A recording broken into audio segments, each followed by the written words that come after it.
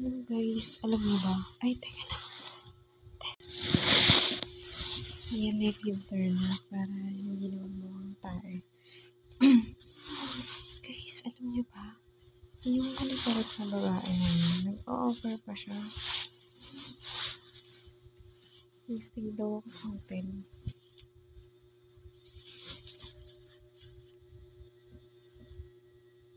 Nag-stay daw ako sa hotel. Malamang magsiset up to. Tapos magpakulong daw ako doon ng 1 year. 1 year, girl? Anong gagawin ko sa hotel?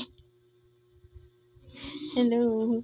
Baka mamatay ako doon, tapos may pinapapasok ka na kung sino-sino, ganyan. Tapos may nalalaman pa siyang isi-surprise daw. Yakadire. Yun pala nininegosyo niya lang. Kaya kapag halimbawa na narinig mo siya, maniwala. Sabi ko, samahan mo nga ako. Samahan mo ako. Kasi manloloko to eh. Notorious na manloloko to. Pinapaniwala niya yung mga taong makakarinig sa kanya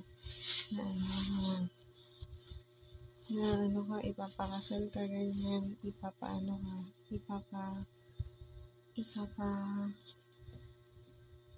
basta may irareto sa'yo, ganyan, tapos makikipagkita sa hotel. Parang walang tiwala sa'yo, girl. Baka pagkakakitaan mo. So, ang ginawa niya, hinala ko, kinausap niya yung mga may-ari na kung saan ka nakatira. Tapos kukuntsabahin niya. Tapos, doon niya gagawin yung karumal-dumal mong krimen.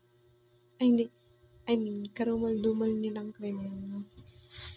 Di mo mamamalayan, buntis ka na lang, ganyan. Kahit wala kang jowa, wala kang asawa, buntis ka na. Binuntis ka. Tingin mo makakapagreklamo ka kasi wala ka naman pinaghihimalaan. Oo naman, makakapagreklamo ka.